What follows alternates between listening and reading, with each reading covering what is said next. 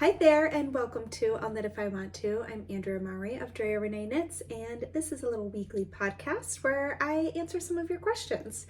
Today I am wearing my Gibbs sweater, which is one of those sweaters that every time I put it on, I'm just like, man, why don't I wear this every day? I mean, it's just so cozy. It kind of reminds me of a sweater you might buy from the store that's just kind of oversized. It has really nice drape. It's just cozy. Just cozy.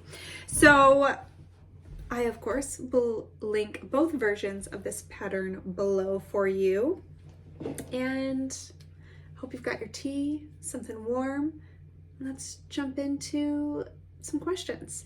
We are a week out from New York Sheep and Wool Festival.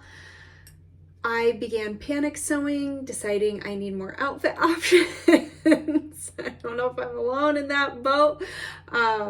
Also planning my knitting projects because, I've got a few travel days. I gotta be ready with some knitting projects. So I would love to know what you're knitting. Do you plan your travel projects for knitting? How many projects do you bring?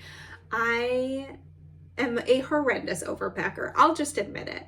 I just never know what I might want to wear that day, but also what I might want to knit that day. And I tend to think I'm going to knit so much more and so much faster than I actually will. So I feel like I always end up bringing like multiple sweater quantities worth of yarn. But I'm also planning that. I think I've decided what I will be knitting. So that's good. And I'm really excited. I also have a new pattern coming out next week. It is a very, very fun fall knit, and I knit it, which seems to be my theme. The past few releases, I swear, were all things I knit a year ago that are just now finally getting released.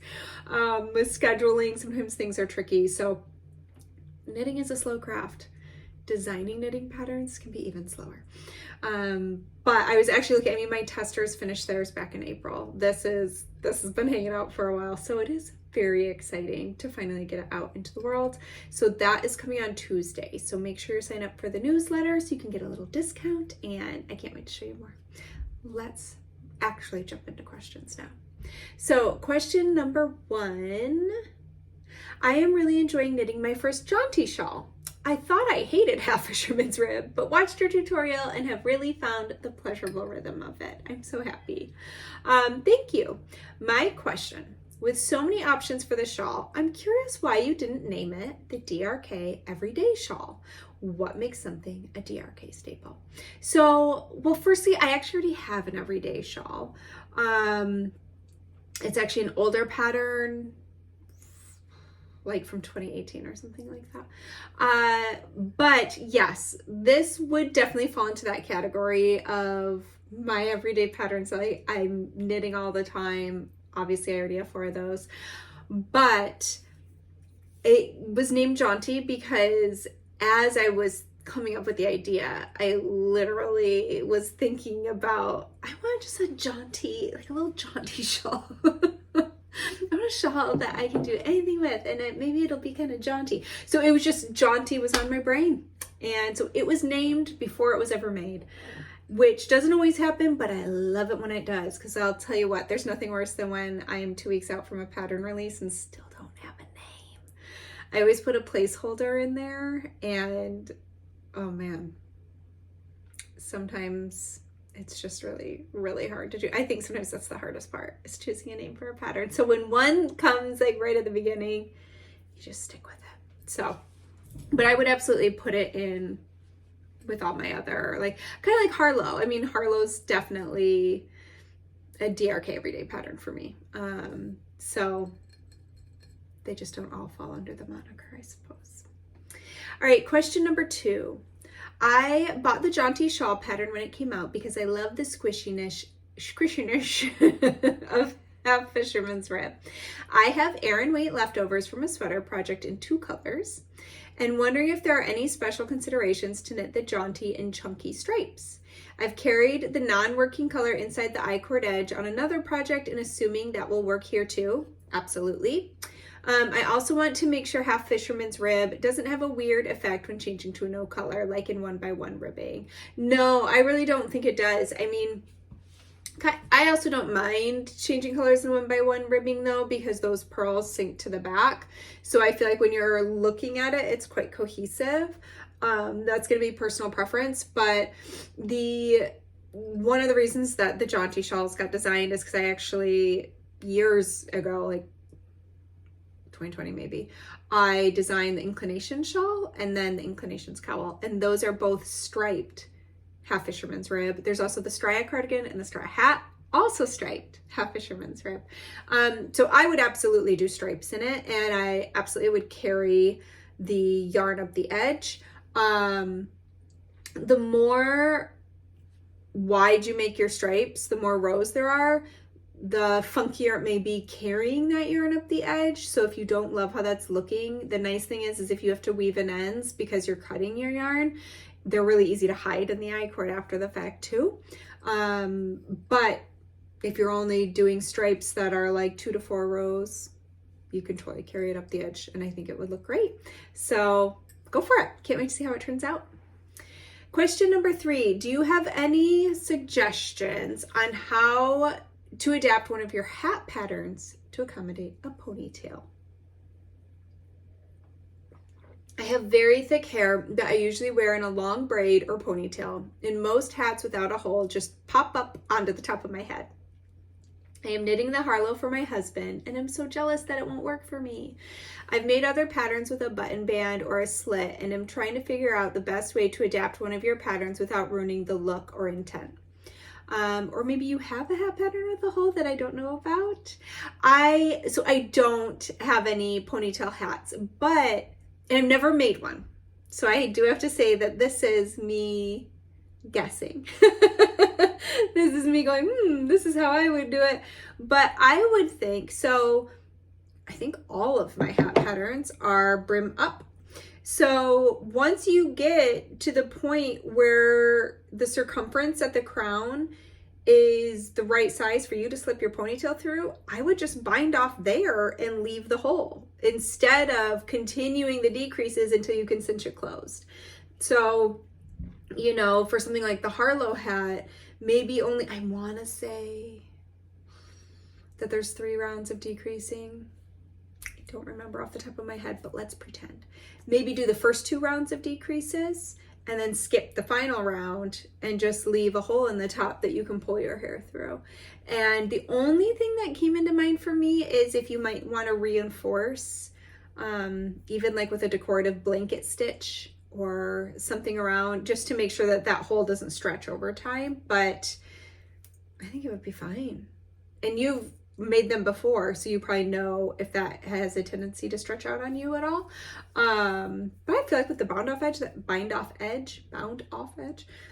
that might even be strong enough as is. So yeah, just don't do all the decrease rounds. Stop when you've got a hole that you like the size of and bind it off.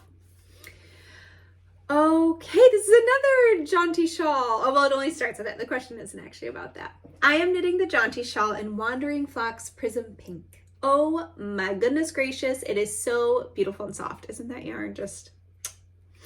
So, I was wondering, would there be any design plans in the works for a worsted sweater using this yarn?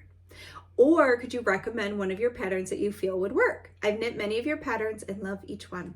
So, I actually have a sweater on the needles right now and plans for a second. So I will have at least 2 sweaters in that yarn because, agreed, it is a delight. There's just something about it that's really magical to knit with. I also do have a pattern that's made out of actually a fairly similar yarn. It doesn't have the same fiber content, but it is like that cotton chain net with fluff blown into the middle. And that is from, the one I used from that is Woolfolk yarns, but the sweater is called the Daily, and it's a striped drop shoulder sweater. So I will link that here. I think that would probably be a really similar gauge, would be my guess to that one. I also, because I am, well, you can also wait for when this pattern comes out, which will be this winter. But I also I feel like it would work with the Weekender too. So I'm going to throw that pattern out there too. I think that could be another option for you. I would be curious if it would work for like the throw over because the colors are so good. But I don't know how well it would sub. They have it listed as a heavy worsted Aran, so I'm not sure. But anyways, I do think it 100% would work for the daily, and I feel like it could work for the weekend or two, but I will definitely be knitting some sweaters with it.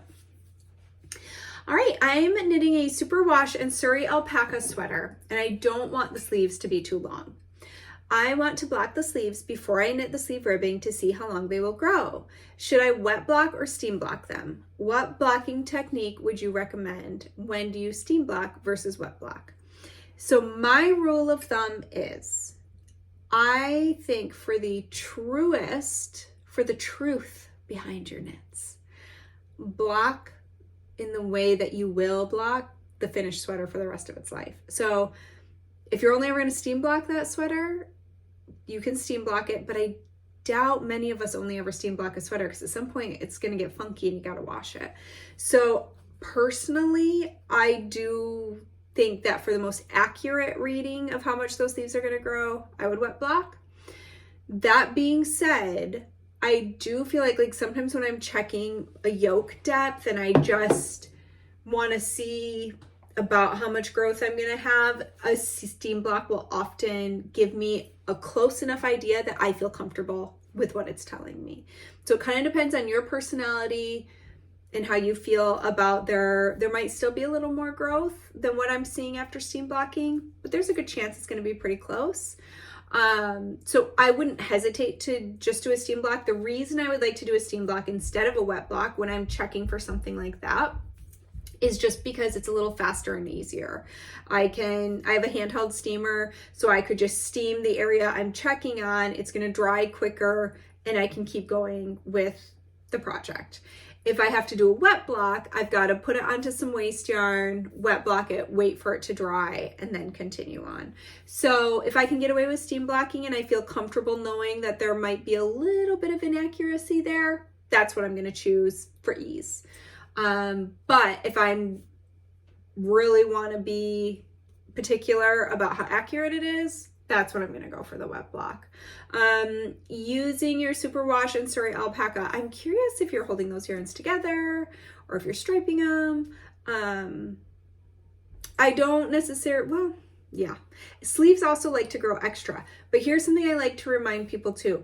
Don't forget that when you are blocking a sleeve, like you can do this and it's going to thin out the tube and that sleeve's going to grow, but you can also get that sleeve to the measurement you want it and pat it and don't let it stretch. And then they won't grow too much. So don't forget to manipulate your sweater into the measurements you want after you lay it out to dry. Before it's dried, you can do some zhuzhing there to get the measurements you need and want. So there you go. That is what I would do. Okay, I already told you what I'm wearing.